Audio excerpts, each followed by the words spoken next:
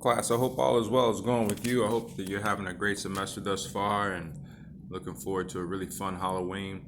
I know I haven't done as many videos as I like, but just wanted to touch base with you on a few things.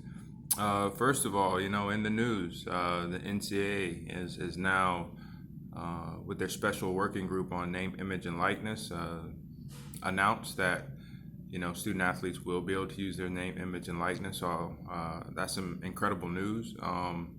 In the G League, I'm not sure if it's the franchise in Texas, but another team has hired a female as an assistant coach in the G League. So now I believe we're up to 8 or 9 um, coaches who are women. And unfortunately, we have to use that. But if you're a coach, you're a coach, whether you're male or female. And nonetheless, we have 8 women who are coaches in the WNBA, excuse me, in the NBA or the G League. So some exciting news there. Some great stories have come out on ESPN as of late. One talks about a swimmer, and her quest to complete one of the longest nonstop swims between uh, 2 or so channels. But it's a really great story, and I'll send out that link. There's another great story on ESPN about DeAndre Hopkins and the bond that he shares with his mother. So it'd be great if you take a look at those stories. Quickly moving forward, I definitely want to share with everyone some feedback with regard to the issue briefs. One of the things that's really important for me as a professor is that you look at the instructions and that you follow the instructions.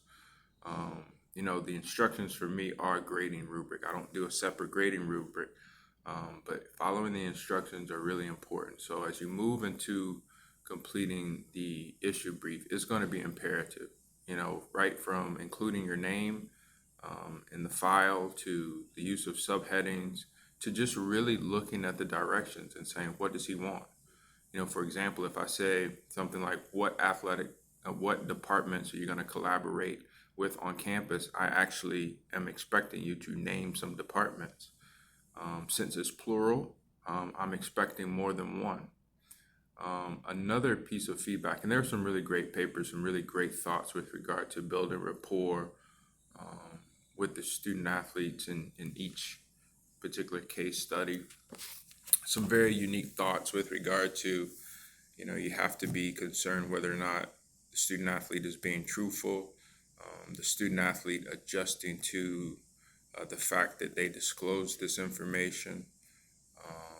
There was just some great pieces overall with regard to the case study. But one of the things that I really want you to pay attention to in your issue brief is this, and if you don't hear anything, hear this. Um, I encourage I encourage students to have depth with their papers. Meaning, if you're writing a paragraph, and let's say the paragraph is on what mental health challenges do you think the student athlete is facing, I would prefer that you not give me 5 different ideas. I would prefer that you give me 2 ideas and take those 2 ideas and dig a little deeper with 2 important points that takes those ideas further. That's very important. So, the example I might give is, if you think that a student athlete, we're talking about mental health challenges, and you say that, maybe they're experiencing post-traumatic stress. Well, I would say that, then I might support it with a symptom. I might support it with some statistics. I might say something about trauma-informed care, but too often with college students, we see you give a great opening paragraph to a sentence, and then you introduce several other things without providing any support to that. And that's going to be critical in your issue brief. The last thing that I want to say is when I say bold concepts, I do not mean bold sentences. I mean, at the very least, or, one word, at the very most, 3 words. It's important that you learn the concepts. If you know the concepts, then you know what they mean. And that tells me you know what they mean and you know how to use them in a sentence. I cannot underscore, I'll just say this in a few videos, how important it's going to be for you to underline or bold concepts in your paper from the readings. I want to say this so that you truly understand it. You will not do well, and that means not pass this final paper, if you don't follow those instructions. Bold concepts from the reading. Concepts should be followed with an in-text citation from the reading. If you don't get that done, it's going to be very difficult to pass this final paper. Talked a little bit about the news, talked a little bit about the paper moving forward. Really hope that you're having a good semester, and I really do hope that you're taking time to read the materials. I know that it's difficult with all the coursework that you have, but please, it's just so important because that's what the class is founded on. And so in closing, I want to offer a little bit of extra credit as I have in the previous videos.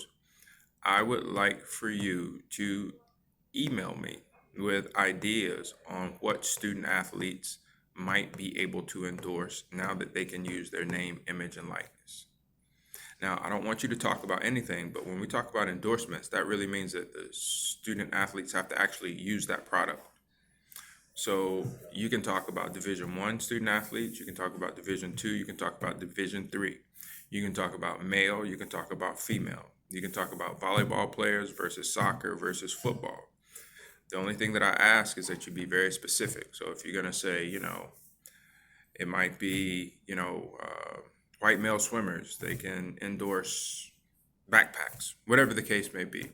We'd like to see your ideas. And if you put down, let's say 10, then I'll have some extra credit for you towards your issue brief. And issue brief grading is pretty rigorous. So I hope that you take advantage of this opportunity. Please email me your 10 ideas on things that student athletes can endorse, and I will judge them. Now, you can't say the student athlete's going to endorse a product that they don't actually use. So the key to this is trying to figure out what are in the backpacks of students just who just so happen to be athletes. And this will be due Friday at 5 p.m. Central Standard Time. In the coming weeks, I will be scheduling the video conferences with you. But in the meantime, I hope that you make it a great Wednesday. Have a great rest of the week. Please reach out to me if there's anything that I can do. And I hope that you're enjoying your sojourn in this class. Take care. Bye-bye.